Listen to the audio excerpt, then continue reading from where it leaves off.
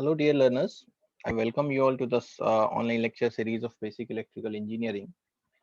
आज हम जो डिस्कस करने जा रहे हैं इस वीडियो के थ्रू वो है इलेक्ट्रोमैग्नेटिक इंडक्शन, जो कि एक बहुत ही इंपॉर्टेंट सा टॉपिक है मैग्नेटिक सर्किट्स का। और हम बेसिक इलेक्ट्रिकल इंजीनियरिंग में बहुत जगह पर इलेक्ट्रोमैग्नेटिक इंडक्शन का नाम सुनते हैं, जैसे ट्रांसफार्मर का जो वर्किंग प्रिंसिपल है वो इलेक्ट्रोमैग्नेटिक इंडक्शन ही है, राइट। तो we are going to discuss everything in detail about this electromagnetic induction in this video.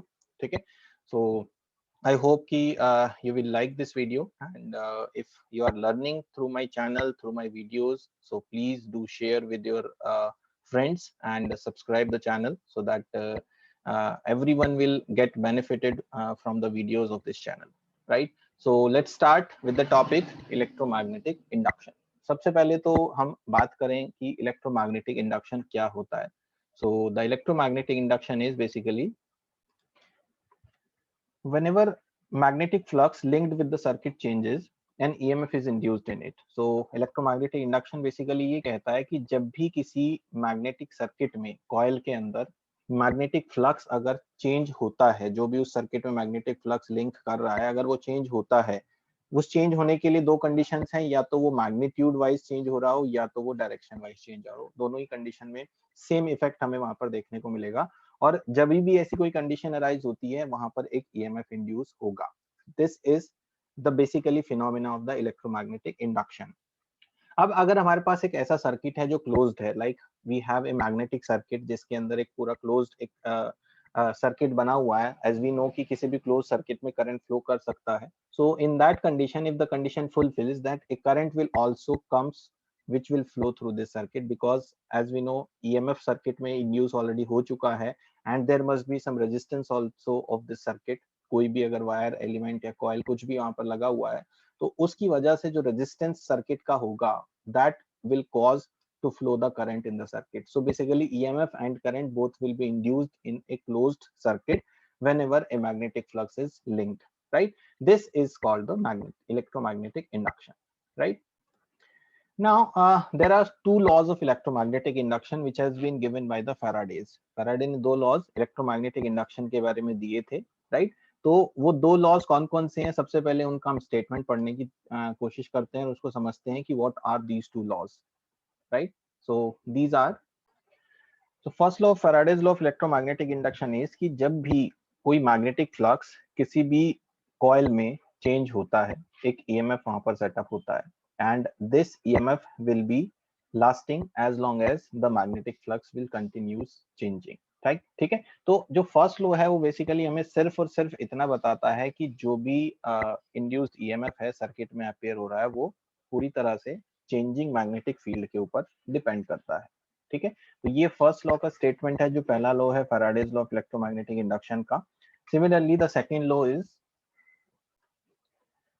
the magnitude of induced EMF is proportional to the rate of change of magnetic lines of the force। जो first law के according हमारा EMF induce हो रहा है with the change of magnetic flux, वो कितना value होगा, कितना मैग्नीट्यूड होगा इंड्यूस्ड EMF का, वो हमें सेकंड लॉ यहाँ पे बता रहा है कि the magnitude is proportional to the rate of change of magnetic lines of the force. Magnetic lines मतलब जो फ्लक्स लिंकेज, फ्लक्स लिंक हो रहा है जो कॉइल के साथ, वो किस रेट से हो रहा है उसके ऊपर मैग्नीट्यूड ऑफ ईएमएफ डिपेंड करता है, ठीक है। तो according to these two laws, अगर हम फर्स्ट लॉ की बात करें तो पहला लॉ हमें बताता है कि under which condition the EMF is being induced, ठीक है। Condition of producing EMF, condition of producing EMF in a conductor, जो फर्स्ट लॉ हमें बता रहा है। और जो सेकंड लॉ है, सेकंड लॉ हमें बताता है कि मैग्नीट्यूड ऑफ इंड्यूस्ड ईएमएफ कितना है, ठीक है। तो this is the difference of these two laws, magnitudes of EMF, ठीक है। So these are the two important laws of Faraday's law of electromagnetic induction, जिसके अकॉर्डिंग हमारा जो कंडीशन है ईएमएफ का वो भी हमें मिल जाता है और साथ ही साथ हमें मैग्नीट्यूड भी मिल जाता है कि कितना ईएमएफ वहां पर प्रोड्यूस हो रहा है। अब हम इसको एस्टिमेट करने की कोशिश करते हैं और एक मैथमेटिकल एक्सप्रेशन एस्टैब्लिश करने की कोशिश करते हैं कि कितना ईएमएफ वहां पे हमें मिलेगा। For that purpose let us assume कि phi इज द फ्लक्स जो हमें लिंक कर रहा है वहां पे, phi is the flux linking with the coil. जो कॉयल है हमारी, लेट अस से it has number of turns n, coil के जो नंबर ऑफ टर्न्स हैं वो n है हमारे पास. So accordingly the total flux linkage will be equals to, flux linkage will be equals to होगा number of turns of the coil multiplied with the flux linking. So accordingly, as per the Faraday's law, we can say the induced EMF will be equals to d upon dt of this flux linkage n into phi with respect to time, right? We are talking about the rate of change, so that is why we are differentiating it with respect to the time. So the rate of change of flux linkage will give you the magnitude of the EMF, that is d by dt of n into phi. Or we can simply say n को बाहर ले लेते हैं, d phi upon dt. Unit will be in volts because this is a voltage EMF, so EMF will become equals to n into d phi upon dt volts.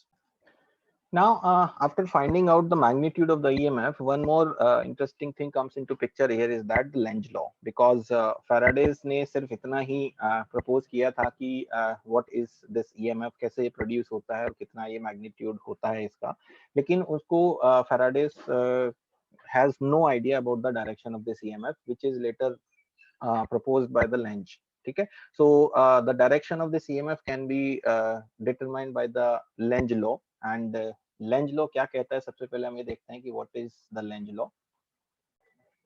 So Lenz law is basically based on the conservation of energy, law of conservation of energy. And what it states, ये कहता है कि the direction of induced current or EMF, जो हमने अभी देखा previously with Faraday's law, it's such that it opposes the very cause producing this current or EMF. That means कि जो भी EMF induced और current induced हो रहा है सर्किट के अंदर, वो हमेशा अपोज करेगा किसका, जिसकी वजह से वो प्रोड्यूस हो रहा है. And as we can see with this equation E is equals to n d phi by dt, here the very cause is nothing but the rate of change of flux. So we can say कि जो EMF induced है that will oppose the rate of change of flux. So according to this Faraday's law, अगर हम इसको mathematically represent करते हैं ऊपर वाले स्टेटमेंट के साथ, तो हमारे पास यहाँ पर induced EMF E will become equals to minus of n d phi upon dt.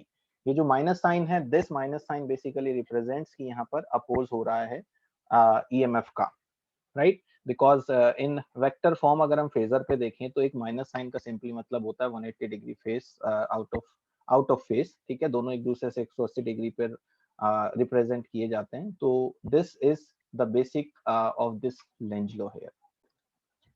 Now after this induced EMF का हमने देखा कि वो एक मैग्नेटिक फ्लक्स के चेंज को अपोज करता है, राइट? अभी तक हम ये देख चुके हैं कि E is equals to minus of n d phi by dt है.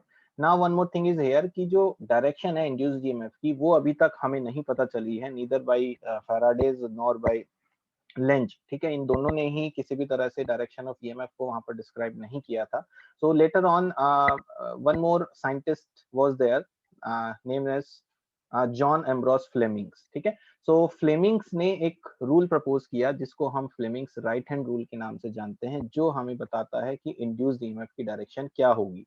तो सबसे पहले हम फ्लेमिंग्स राइट हैंड रूल को समझते हैं कि क्या है ये फ्लेमिंग्स राइट हैंड रूल.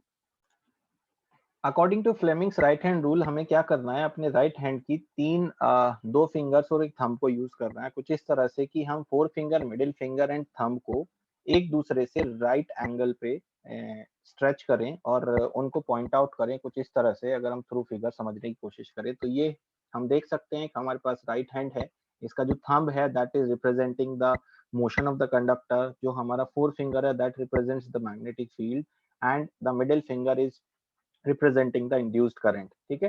तो according to right hand rule हमारा अगर तीनों के तीनों ये फिंगर्स एंड थंब एक दूसरे से अगर 90 डिग्री एंगल पर हैं, तो ये कहता है कि जो थंब है that represents the conductor, motion of the conductor, and four finger represents magnetic field, and centre finger is representing the induced current.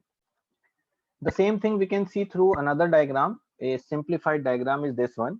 Here also you can see thumb and forefinger and middle finger तीनों हमने एक arrow से represent किए and all are perpendicular from each other, ठीक है. तो ये एक simplified diagram है इस particular hand diagram का, जो hand picture यहाँ पर दिखाई गई है.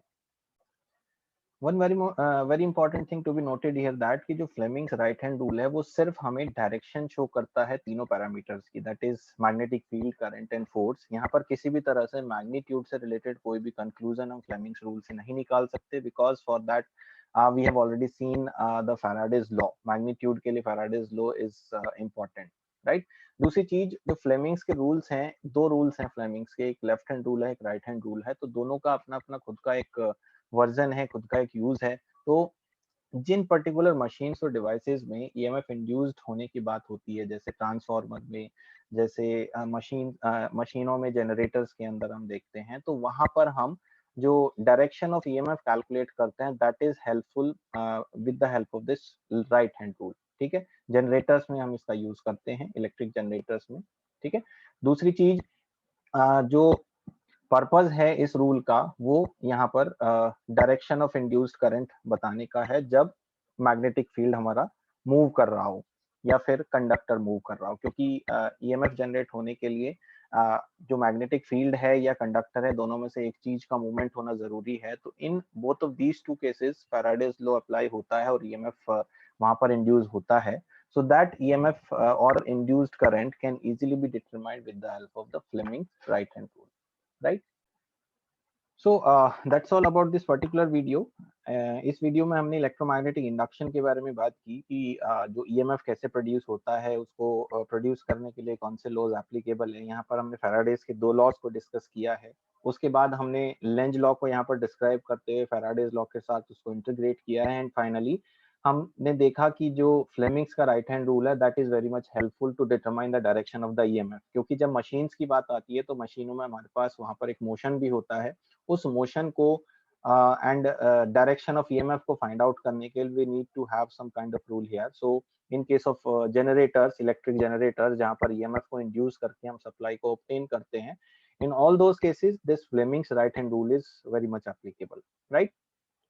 So that's all about this video. In the next video, we'll discuss about the induced EMF. How many types of the EMFs are there, or what are the fundamentals about that? So we are going to discuss that thing in the next video, right? So thank you so much for watching this video. And if you like the video, do share with the people, do share with the students, like the video, subscribe the channel, and stay on the channel to watch out for the coming videos, right? Thank you so much.